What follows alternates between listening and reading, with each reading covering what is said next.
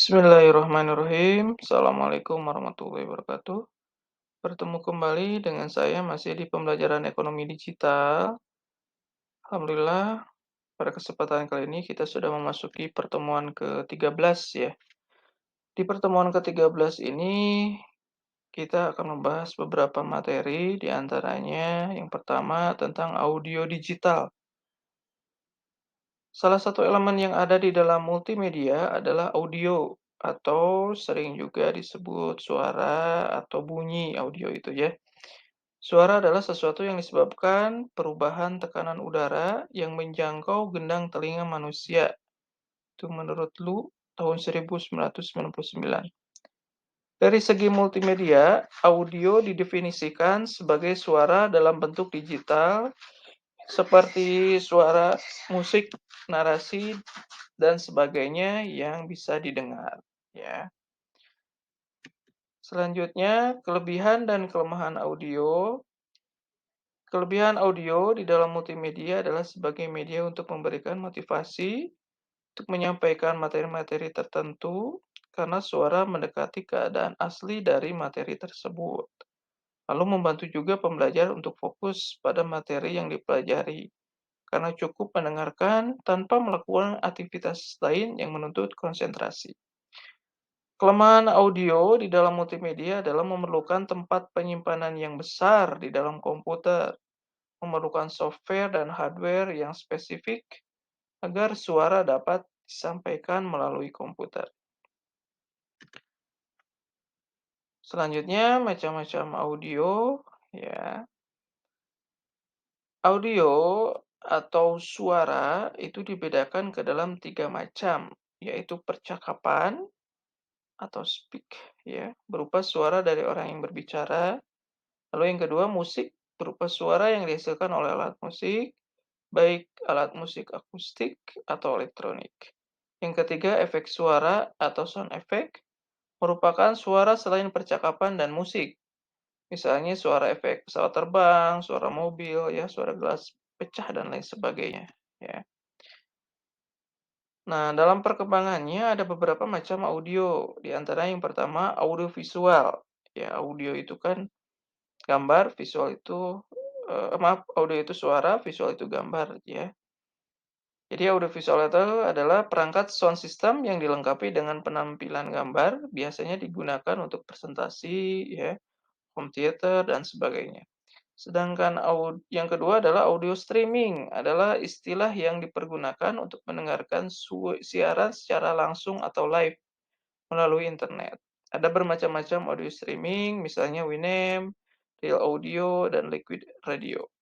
Yang ketiga, audio respon adalah suara yang dihasilkan oleh komputer.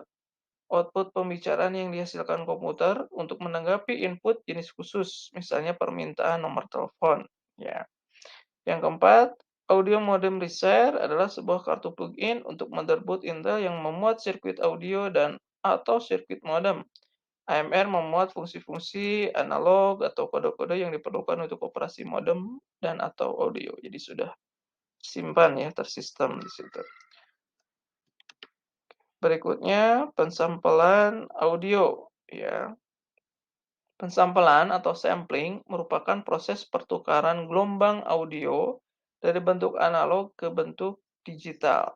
Terdapat dua faktor utama yang mempengaruhi kualitas suatu rekaman audio digital, yaitu kadar sampel, yang kedua ukuran sampel, dan yang ketiga alat pensampelan. Selain itu, saluran rekaman atau channel juga mempengaruhi kualitas dan ukuran sebuah file. Terdapat dua pilihan channel, ya, yaitu stereo atau mono. Nah, dari segi kualitas audio jelas jenis stereo ya lebih baik daripada audio jenis mono. Lalu berikutnya ini ada tentang analog to digital conversion ya atau ADC. Gelombang suara analog tidak dapat langsung direpresentasikan pada komputer ya. Jadi tidak bisa langsung ya. Komputer mengukur amplitudo pada satuan waktu tertentu untuk menghasilkan sejumlah angka. Tiap satuan pengukuran ini dinamakan analog to digital conversion atau ADC, yaitu proses mengubah amplitudo gelombang suara ke dalam waktu interval tertentu, disebut juga sampling ya, sehingga menghasilkan representasi digital dari suara, ya. Berikutnya, kebalikan dari ADC yaitu DEC, Digital to Analog Converter, ya. DEC ini adalah proses mengubah digital audio menjadi sinyal analog. DEC biasanya hanya menerima sinyal Digital Purpose Code Modulation atau PCM.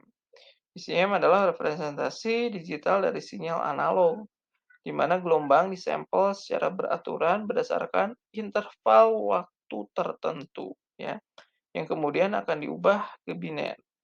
Proses pengubahan ke biner disebut kuantisasi. Contoh diisi adalah sound card, CD player, iPod, MP3 player, gitu ya.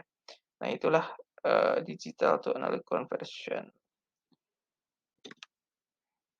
Selanjutnya, penyimpanan data audio. Terdapat dua cara untuk penyimpanan data audio digital, yaitu secara gelombang dan secara MIDI, ya, atau Musical Instrument Digital Interface.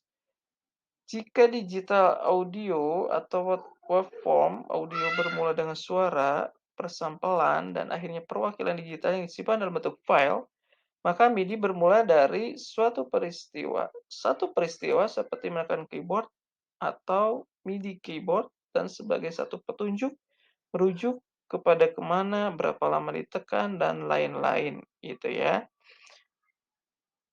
Audio multimedia. Dalam kehidupan sehari-hari, komunikasi yang bersifat auditif sangat mendominasi kehidupan manusia. Demikian pula dalam kegiatan pembelajaran, penggunaan komunikasi audio banyak dipergunakan. Pemanfaatan media audio dalam pembelajaran dipergunakan dalam pembelajaran musik literatur, misalkan ya, pembacaan sajak, kegiatan dokumentasi, pembelajaran bahasa asing, dan lain sebagainya. Mungkin itu saja untuk pertemuan kali ini yang bisa saya sampaikan. Terima kasih atas perhatiannya. Jangan lupa tulis nama dan kelas di kolom komentar. Saya akhiri, billahi taufiq wal hidayah. Wassalamualaikum.